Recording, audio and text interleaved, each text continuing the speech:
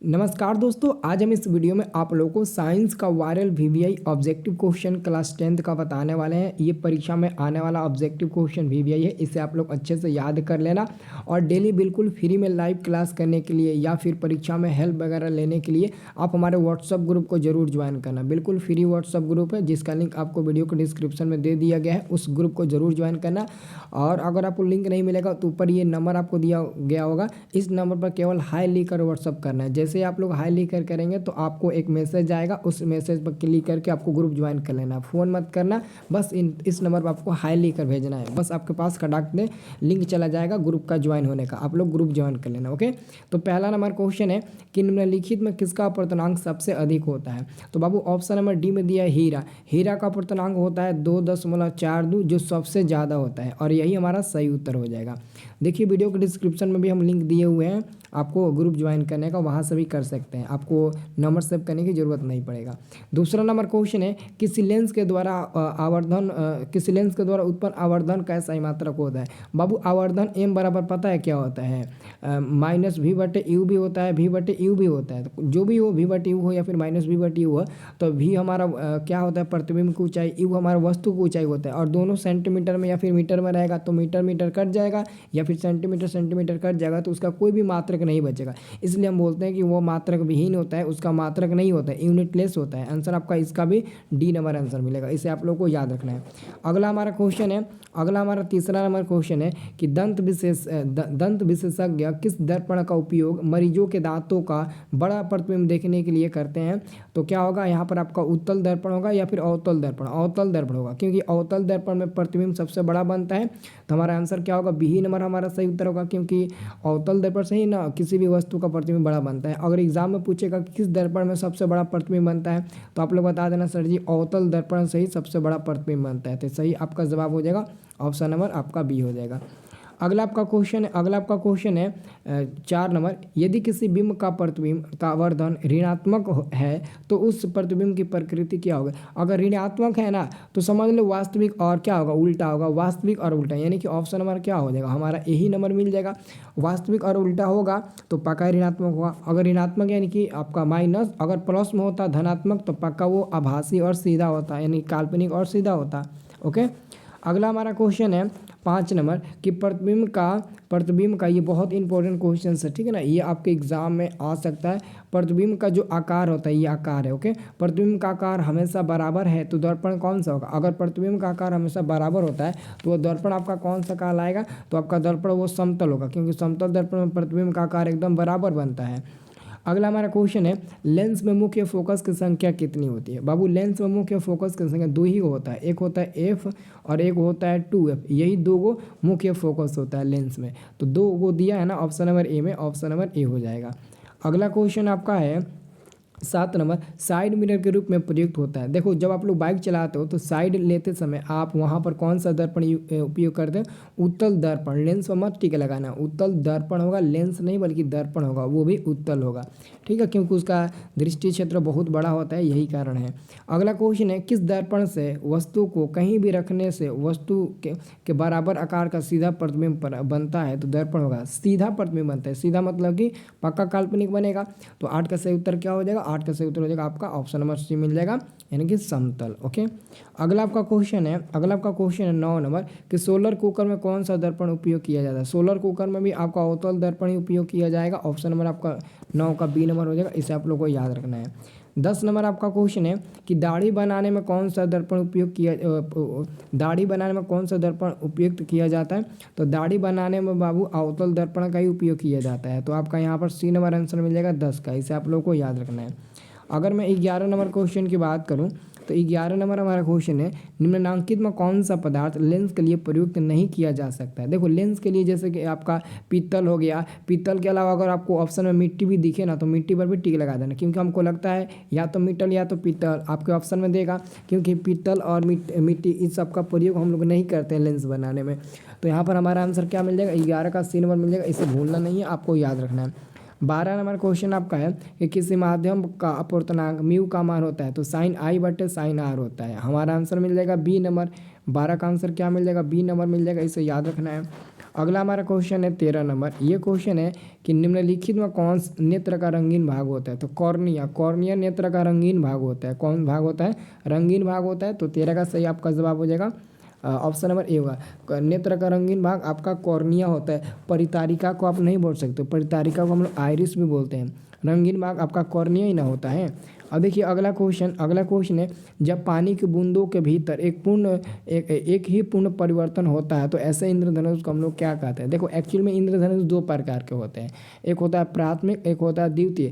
तो इसको हम लोग प्राथमिक इंद्रधनुष के नाम से जानेंगे। तो 14 का सही आंसर हम लोग याद रखेंगे ए नंबर। अगला मैं क्वेश्चन की बात करूं तो 15 नंबर क्वेश्चन है, वैद्युत प्रतिरोधकता का SI मात्रक। वैद्युत प्रतिरोधकता का SI मात्रक ओम इंटू मीटर होता है। तो ओम को ऐसे सूचित करते हैं, मीटर को एम से। तो ओम इंटू मीटर आपको ऑप्शन नंबर डी में मिलेगा और यही आपका सही जवाब हो जाएगा 15 का डी नंबर।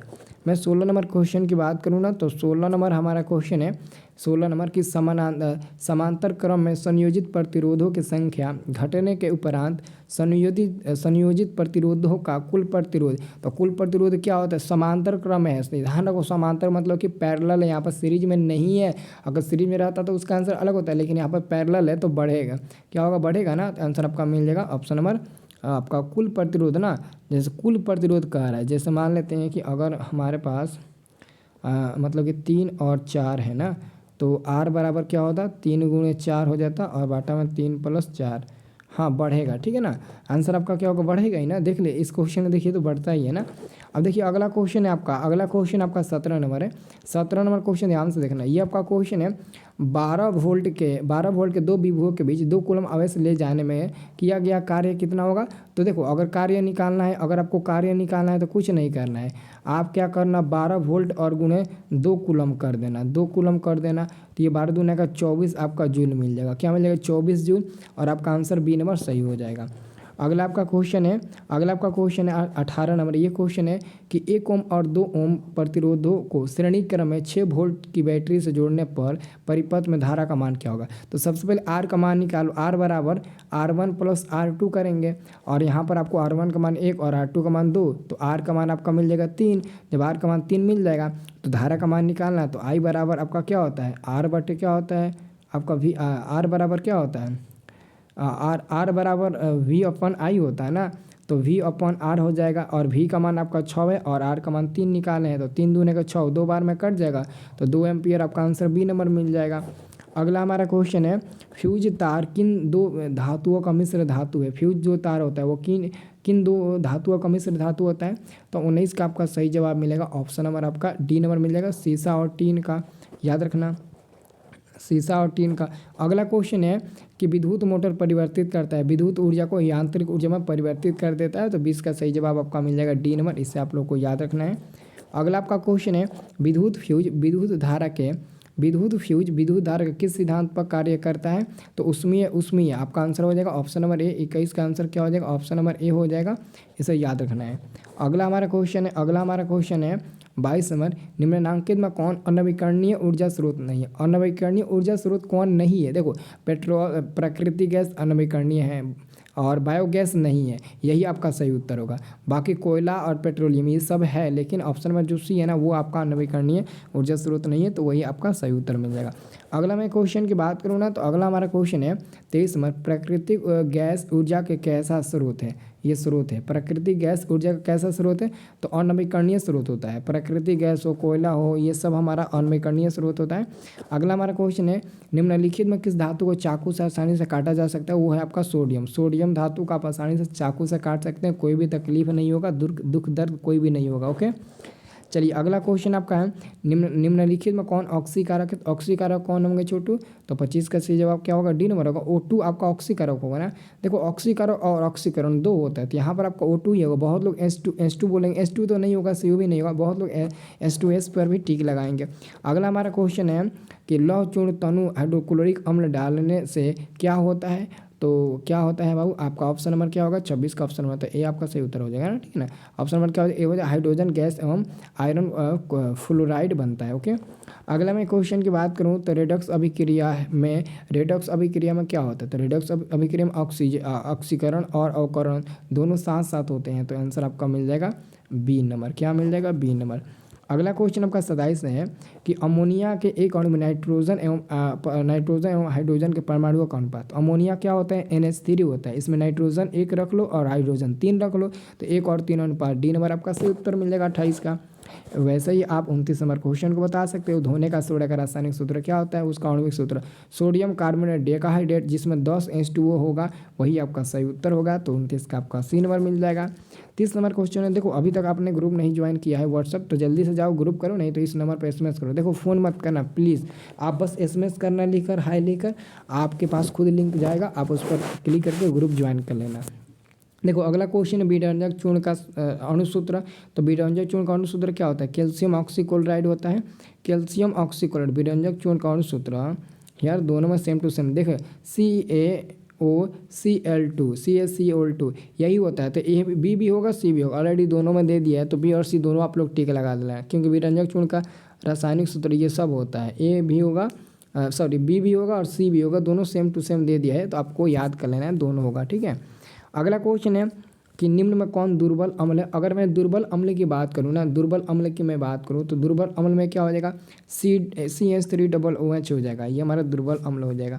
अगला है धातु का ऑक्साइड। देखो धातु का ऑक्साइड क्या होते हैं, तो क्षारीय होते हैं, और अधातु का ऑक्साइड अम्लीय होते हैं। तो यहाँ पर आपका आंसर मिलेगा बी नंबर 32 का। 32 का क्या आंसर मिलेगा, 32 का बी नंबर आंसर मिलेगा। आप लोग को याद रखना 32 का बी नंबर। अब देखिए 33 यानी कि 33 नंबर क्वेश्चन है, सिरिका में निम्नलिखित में कौन सा अम्ल पाया जाए। सिरिका में देखो एस्टिक अम्ल सिरिका में पाया जाता है, सिरिका में एस्टिक अम्ल पाया जाता है, और डी नंबर, इसी कारण आपका आंसर मिल जाएगा। ओके, अगला क्वेश्चन आपका है 34 नंबर। ये क्वेश्चन है खाद्य पदार्थों के डिब्बों पर जिंक के बजाय टीन का लेप होता है, क्योंकि तो यहाँ पर आपका 34 का जवाब मिलेगा ऑप्शन नंबर 3, टीन की अपेक्षा जिंक अधिक क्रियाशील होता है। टीन की अपेक्षा जिंक कम अभिक्रियाशील नहीं, अधिक अभिक्रियाशील होता है। ओके, सी नंबर वाला होगा, अधिक अभिक्रियाशील होगा। 35 नंबर क्वेश्चन है कि निम्नलिखित में किस धातु को किरोसिन के तेल में डुबो कर रखते हैं। तो जो मिट्टी का तेल होता है उसमें हम लोग किसको डुबो कर रखते हैं, तो सोडियम धातु को उसमें हम लोग डुबो कर रखते हैं। तो आंसर आपका 35 का बी नंबर मिल जाएगा। 37 नंबर आपका 36 नंबर क्वेश्चन है कि निम्नलिखित क्रमों में कौन सा कम धातुओं को क्रियाशीलता का सही क्रम है। कम धातु मतलब कम धातु, तो यहाँ पर आपका 36 का सही जवाब मिलेगा ऑप्शन नंबर सी, सोडियम, फिर आपका मैग्नीशियम, जिंक, लोहा, फिर आपका कॉपर हो जाएगा। ओके, सबसे ज़्यादा मतलब कि कम घटते क्रम में सबसे ज़्यादा ई, ओकरा से कम ई, ओकरा से कम ई, ओकरा से कम ई, ओकरा से कम ई। ओके, याद रखना। अगला आपका क्वेश्चन है किसी परमाणु के धनायन में परिवर्तित हो जाने पर तत्व का परमाणु संख्या क्या होता है। तो आप लोग को याद रखना है अपवर्तित ही रहता है, कोई उसमें चेंजिंग नहीं होता है। आंसर आपका मिल जाएगा सी नंबर। अगला क्वेश्चन, ऐसे तत्व जो इलेक्ट्रॉनों को त्याग कर धनात्मक आयन बनाते हैं क्या कहे जाते हैं, तो धातु कहे जाते हैं। आंसर आपका मिल जाएगा 38 का बी नंबर, इसे आप लोग को याद रखना है। 39 नंबर में क्वेश्चन की बात करूँ तो एथेनॉल का क्रियाशील मूलक क्या होता है, तो OH होता है। इसका आंसर आपका मिल जाएगा ऑप्शन नंबर ए मिल जाएगा 39 का, इसे आप लोग को याद करना है, भूलना नहीं है। अगला आपका क्वेश्चन है 40 नंबर कि CH3O CH2 और H5 यूपेक प्रणाली नाम है। तो इथॉक्सी मिथेन, इधर से आपका नाम होगा ना, क्या होगा, इथॉक्सी मीथेन हो जाएगा। ओके, तो यहाँ पर आपका 40 का सही जवाब मतलब कि 40 का नाम क्या होगा, ऑप्शन नंबर सी हो जाएगा एथॉक्सी। इधर से नाम देंगे, इधर से एथॉक्सी मीथेन, ये आपका एथॉक्सी हो जाएगा, ये आपका मीथेन हो जाएगा। ओके, क्योंकि ईथर में है ना इसलिए। असंतृप्त हाइड्रोकार्बन देता है, देखो असंतृप्त हाइड्रोकार्बन क्या देता है, तो आपको 41 नंबर का आंसर याद रखना है, वो आपका योगशील अभिक्रिया देता है। ओके, आंसर आपका मिल जाएगा बी नंबर 41 का। और ऐसे ही 42 नंबर क्वेश्चन है 42 नंबर क्वेश्चन है जीवन शक्ति के सिद्धांतों का प्रतिपादन किसने किया था, तो 42 का सही आपका उत्तर मिलेगा, आपका ऑप्शन नंबर ए मिलेगा, वर्जिलियस ने किया था। ये क्वेश्चन इस बार एकदम छपेगा, हो सकता है फर्स्ट नंबर वाला ही क्वेश्चन में ये रहे। अगला क्वेश्चन एरोमेटिक हाइड्रोकार्बन का उदाहरण, तो ऑप्शन नंबर सी हो जाएगा C6H6, ये हमारा एरोमेटिक हाइड्रोकार्बन हो जाएगा, और इसका नाम होता है बेंजीन। क्या नाम होता है, इसका बेंजीन नाम होता है, इसे याद रखना। अगला आपका क्वेश्चन है कि आधुनिक आवर्त नियम के अनुसार तत्वों का गुणधर्म, देखो आधुनिक नाम ले लिया ना, तो परमाणु संख्या पर टिक लगाना। कहाँ दिया है परमाणु संख्या, हाँ ऑप्शन नंबर क्या होगा, ऑप्शन नंबर देखो बी नंबर परमाणु संख्या। जब आधुनिक का नाम दे देगा तो संख्या पर टिक लगाना, या फिर परमाणु क्रमांक नहीं तो परमाणु संख्या, और अगर मतलब कहेगा मेडलिप तो वहाँ पर आपका द्रव्यमान हो जाएगा। अगला क्वेश्चन हीलियम के बाहरी कक्षा में इलेक्ट्रॉनों की संख्या, तो हाइड्रोजन H और हीलियम क्या होता है, 2 होते हैं, तो उसके बाहरी कक्षा में 2 ही ना इलेक्ट्रॉन होंगे, 1s2, लास्ट वाला आपका 2 ही है, तो मतलब कि आंसर आपका बी नंबर मिल जाएगा 45 का, इसमें कोई डाउट ही नहीं है। अब देखो 46 नंबर क्वेश्चन, आवर्त सारणी के किसी वर्ग में ऊपर से नीचे आने पर तत्व का धात्विक गुण, ऊपर से नीचे आने पर कहाँ कह रहा है, ऊपर से आप जब आप नीचे आइएगा ना तो क्या होगा, बढ़ेगा, और नीचे से ऊपर जाइएगा घटेगा। अगला आपका है BSI और G किस प्रकार के तत्व होते हैं, ये किस प्रकार के तत्व होते हैं, इसे आपको बताना है किस प्रकार के तत्व होते हैं। तो देखो 47 का आपका सही जवाब मिलेगा 100%, और सही आपका जवाब मिलेगा ऑप्शन नंबर सी मिलेगा। इसे आप लोगों को याद रखना, उपधातु होते हैं, उपधातु होते हैं। ओके, अगला आपका क्वेश्चन है, देखो उपधातु 7 होते हैं लेकिन अपवाद में भी बहुत आते हैं। अगला क्वेश्चन, एक परमाणु के केंद्रक में प्रोटॉनों की संख्या 20, तो यह आवर्त सारणी के किस पीरियड और किस तत्व का मतलब किस वर्ग का तत्व है। तो यहाँ पर आपको 48 का आंसर याद रखना है और इसको रट लीजिएगा, 4 और वर्ग 2। ओके, पीरियड 4 और वर्ग 2। अगला 49 नंबर क्वेश्चन, मेडलीव का आवर्त नियम है तत्वों का वर्गीकरण। देखो मेडलीव का नाम दे दिया ना तो परमाणु द्रव्यमान हो जाएगा, एकदम आंख मूंद कर टिक लगाओ, परमाणु द्रव्यमान, परमाणु द्रव्यमान। और अगला आपका क्वेश्चन है 50 नंबर कि निम्नलिखित में कौन वृक्क की रचनात्मक एवं क्रियात्मक इकाई है। तो आपका न्यूरॉन हो जाएगा आंसर आपका 50 का, ऑप्शन नंबर ए मिलेगा न्यूरॉन। देखो नेफ्रॉन नहीं होगा, बहुत लोग नेफ्रॉन याद किए होंगे लेकिन नेफ्रॉन नहीं होगा। जब कहेगा मानव में डायलिसिस चलिए तब नेफ्रॉन पर टिक लगाना। 51 नंबर क्वेश्चन है, कौन सा एंजाइम वसा पर क्रिया करता है, लाइपेज हो जाएगा ना, यहाँ पर आपका 51 का सी नंबर मिल जाएगा, लाइपेज। और आपका 52 नंबर क्वेश्चन है कि पौधों में गैसों का आदान प्रदान किसके द्वारा होता है, तो रंध्र के द्वारा होता है, आंसर आपका ए नंबर मिल जाएगा। व्हाट्सएप ग्रुप अभी तक नहीं ज्वाइन किए हैं तो जल्दी से व्हाट्सएप ग्रुप ज्वाइन करिए, तभी तो आप कुछ कर पाएंगे एग्जाम में, तो फटाफट ज्वाइन करिए, लिंक डिस्क्रिप्शन में है, सब प्रोसेस आपको बता ही दिए हैं व्हाट्सएप ग्रुप में जुड़ने के लिए। ओके, तो अभी हम आपको एक सब्जेक्टिव क्वेश्चन का वीडियो दे रहे हैं, किसका, संस्कृत का सब्जेक्टिव क्वेश्चन का, तो उसके लिए अगर ग्रुप ज्वाइन करेंगे तो वहाँ पर मैं सेंड कर दूंगा, आप लोग वहाँ से ले लेना। ओके।